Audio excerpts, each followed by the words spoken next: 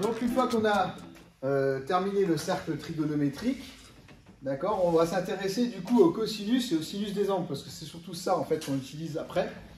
D'accord, donc il faut bien savoir. Alors, je vais vous expliquer comment ça marche. Alors, le cosinus se lit toujours sur cet axe-là, sur l'axe horizontal. D'accord? Donc, si je suis tout à gauche, mon cosinus, il est minimal. D'accord? Ici, je suis à 0. Donc, si je suis tout à gauche, mon cosinus, il vaut moins 1. D'accord? Si je suis tout à droite ici, mon cosinus, il vaut plus 1. D'accord?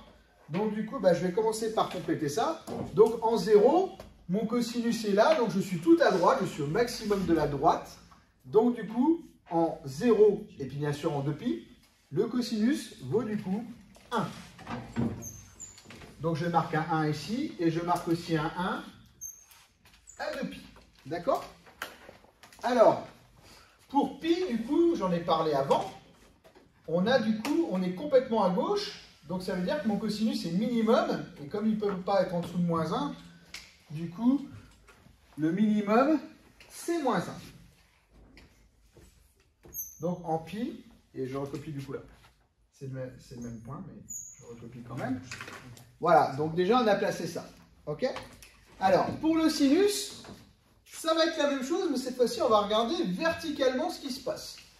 D'accord?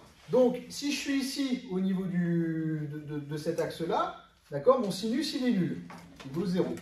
Si je suis là, mon sinus est maximum et vaut 1. Si je suis tout en bas, mon sinus est minimum et vaut moins 1. D'accord? Alors, en pi sur 2, du coup, je suis tout en haut. Donc, si je suis tout en haut, mon sinus, il vaut 1. Donc, je mets 1 ici en pi sur 2. Et là, ici, en 3 pi sur 2, je suis tout en bas. D'accord? Donc, si je suis tout en bas, mon sinus, il vaut donc du coup moins 1. D'accord? Alors, 3 pi sur 2, il est là. Donc, mon sinus, il vaut minimum, il vaut moins 1.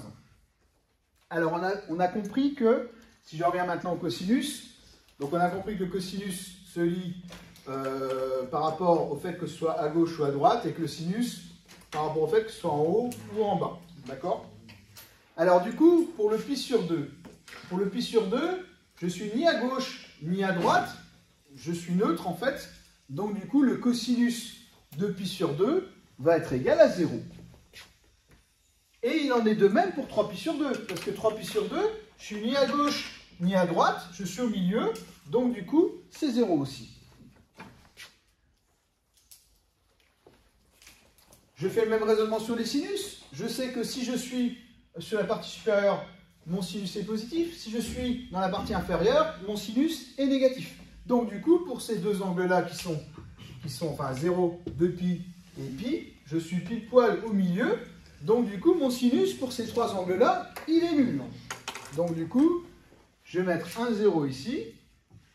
Je vais mettre un 0 ici. Là, je recopie, c'est le même. Et je mets donc un 0 pour 2π. D'accord? Voilà. Alors, on a fait le plus facile, parce que évidemment, on s'est occupé des points cardinaux qui sont donc sur des valeurs extrémales ou des valeurs nulles. D'accord?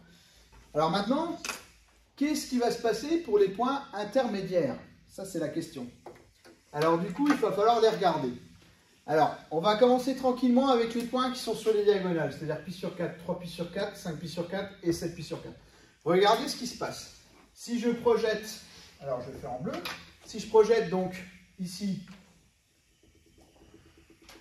le point qui est ici à pi sur 4 sur l'axe des abscisses, évidemment cette longueur-là, ça va du coup être le cosinus de pi sur 4. Alors du coup, si je fais pareil pour le sinus, et que je projette du coup en rouge, donc ce point-là sur l'axe des ordonnées, je vais obtenir ici, donc ça va être du coup la valeur, ici ça va être donc la valeur du sinus. D'accord? Sachant que le cercle trigonométrique vaut 1, d'accord? Si j'applique le théorème de Pythagore pour trouver ce côté-là ou ce côté-là, hein, qui est exactement le même, hein, ici ces deux côtés-là sont les mêmes, et ce côté-là c'est le même aussi. Donc du coup, si j'ai 1 en diagonale et que je cherche du coup la longueur de ce côté-là et de ce côté-là avec le théorème de Pythagore, je vais tomber en fait sur racine de 2 sur 2. D'accord? Donc racine de 2, ici je vais donc avoir racine de 2 sur 2. D'accord? Et en ordonnée, ça va être pareil pour le sinus, je vais également avoir racine de 2 sur 2. D'accord? Si je vérifie avec Pythagore, si je fais racine de 2 sur 2 au carré, ça va faire 2 quarts. Si je fais aussi là, ici, racine de 2 sur 2 au carré, ça fait aussi 2 quarts. 2 quarts plus 2 quarts fait bien 4 quarts, donc 1. Donc c'est bien égal à 1 au carré. Donc c'est bon, le théorème de Pythagore est vérifié. Donc, du coup, c'est super parce que je connais maintenant les valeurs pour pi sur 4. Donc ça va être du coup racine de 2 sur 2. Et c'est bien sûr pareil pour le sinus. Donc j'ai aussi racine de 2 sur 2. D'accord? Voilà. Alors évidemment, le même raisonnement va s'appliquer pour les 4 points cardinaux. Parce que les 4 points cardinaux, celui-là, il va être à la même hauteur aussi. Donc déjà, je sais que sinus 3pi sur 4, il a la même hauteur que pi sur 4. Donc du coup, les sinus vont être identiques. Donc en 3pi sur 4, je peux déjà préparer tranquillement mon racine de 2 sur 2. D'accord? Par contre, au cosinus, regardez qu'est-ce qui va se passer. Ici, du coup, je vais projeter. Je vais avoir la même longueur que là, il n'y a pas de problème, mais ça va être de l'autre côté cette fois-ci. Donc ça va être du côté gauche. Voilà, donc du coup, côté gauche, le cosinus va être négatif. Et du coup, effectivement, en 3pi sur 4, donc ça va être un moins racine de 2 sur 2. D'accord? Alors maintenant, si je m'occupe des deux points là, qui vont obéir aux mêmes règles, je constate ici que si je continue de prolonger, d'accord, ici, donc je vais tomber, mon 7pi sur 4, le cosinus, je suis à droite, le cosinus va être positif. Donc 7pi sur 4, du coup, je peux déjà préparer un racine de 2 sur 2 ici. D'accord? Mais par contre, qu'est-ce qui va se passer ici? Là, je vais donc du coup projeter ici, et je vais être en dessous là. Donc du coup, si je suis en dessous, c'est-à-dire que mon sinus va être négatif. D'accord? Mais il va valoir la même chose que là en valeur absolue. Ça va être entre là et là, et là et là, ça va être évidemment les mêmes longueurs. Donc du coup, ça va faire moins racine de 2 sur 2. Alors là, ici, je peux préparer du coup moins racine de 2 sur 2. D'accord? Et pour ce point-là, qui est ici, qui est là, d'accord, 5pi sur 4, il y a à la fois le cosinus qui va être négatif, mais le sinus aussi va être négatif. Toujours en racine de 2 sur 2. Donc en 5pi sur 4, je peux donc indiquer que à la fois le cosinus va être égal à moins racine de 2 sur 2 et que le sinus va être aussi égal à moins racine de 2 sur 2. D'accord? J'ai déjà rempli pas mal. J'ai déjà rempli la moitié. D'accord? Alors, il reste évidemment les nombres, les angles qui sont ni sur les points cardinaux ni sur les diagonales. D'accord? Alors pour eux, ça va être un peu le même traitement, mais il va falloir comprendre de manière légèrement différente. Ici, je vais projeter pour le pi sur 6, je vais projeter ici. D'accord? Alors, pour le sinus, du coup, je vais projeter ici, parce que, alors à pi sur 6, ce qu'il faut savoir, c'est que pi sur 6, ça tombe pile poil, le sinus tombe pile poil sur la moitié. D'accord? Donc du coup, à pi sur 6, il faut savoir que pi sur 6, c'est sur la moitié de la hauteur de ce segment-là. Hein. Il est placé comme ça. Donc du coup, ici, le sinus de pi sur 6 vaut du coup... Racine de 2 sur 2 sur 2. Pas du tout, il vaut 1,5. Ah. Donc du coup, ça vaut 1,5. Alors, pi sur 6, donc le sinus, je suis à la moitié. Là, je suis à 0, là, je suis à 1. Donc au milieu, je suis à 1,5. Okay. Voilà, d'accord. Alors du coup, si j'applique le théorème de Pythagore, j'applique le théorème de Pythagore sur cette fois-ci ce triangle-là. Je vais le matérialiser. Donc c'est ce triangle-là qui est ici, donc comme ça. D'accord? Donc si ici en hauteur, j'ai compris que j'avais 1,5, d'accord? Donc si j'applique le théorème de Pythagore, combien je vais trouver pour cette longueur-là? 1,5 au carré. Alors, ça va être du coup racine de 3 sur 2. Ouais. Si je fais racine de 3 sur 2 au carré, ça fait donc 3 quarts. Et si je fais 1,5 au carré, ça fait 1 quart. 1 quart plus 3 quarts fait bien 1, qui est égal à 1 au carré, puisque le rayon du cercle trigonométrique, c'est toujours 1. Donc ça fonctionne d'après le théorème de Pythagore. Donc du coup, le cosinus de pi sur 6, c'est racine de 3 sur 2. Alors, une fois qu'on a compris ça, après, pour tous les angles qui sont là, là, là, là, là, là et là, ça va être sensiblement la même chose au signe près. D'accord? Parce que maintenant, si on regarde le pi sur 3, qu'est-ce qu'il fait le pi sur 3? Si on le projette sur l'axe des abscisses, ici on tombe pile poil au milieu en fait.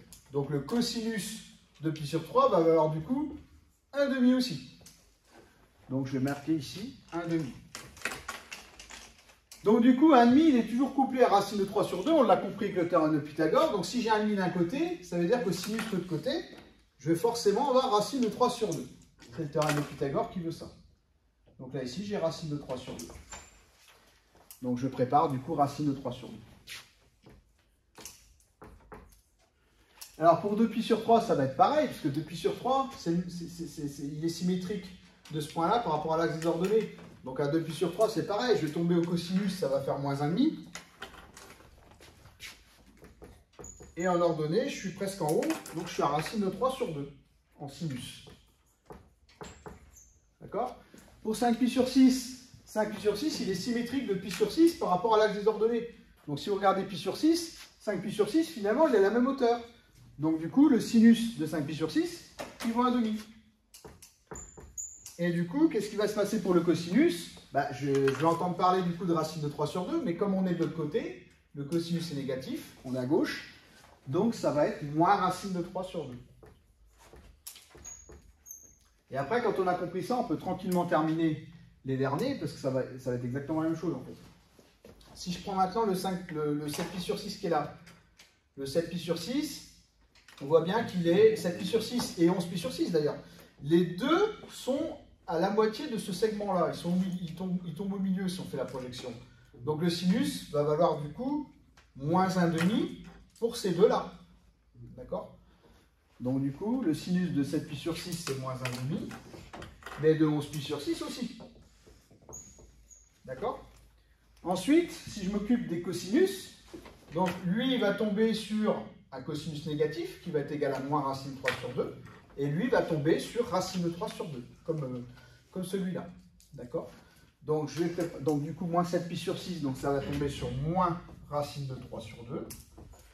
Et du coup, pour 11π sur 6, je vais avoir donc plus racine de 3 sur 2. D'accord? Je vais faire exactement le même raisonnement pour les deux derniers. Pour les deux derniers qui sont là, qui sont symétriques, qu'est-ce qui se passe? Du coup, le cosinus, donc si je projette ici sur l'axe d'abscisse, le cosinus va être égal à moins 1,5. D'accord? Et ici, pour celui-là, du coup, le cosinus va être égal à plus 1,5 cette fois-ci.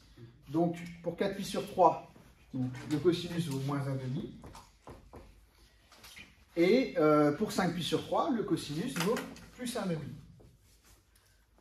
Et donc, du coup, vous savez qu'un demi est toujours couplé à racine de 3 sur 2. Donc, du coup, je vais regarder ce qui se passe. Donc là, ici, je remarque que ces deux points-là sont symétriques par rapport à l'axe des ordonnées. Donc, du coup, le sinus va tomber ici. Le sinus négatif parce que je suis en dessous. Et il va valoir, pour les deux, moins racine de 3 sur 2.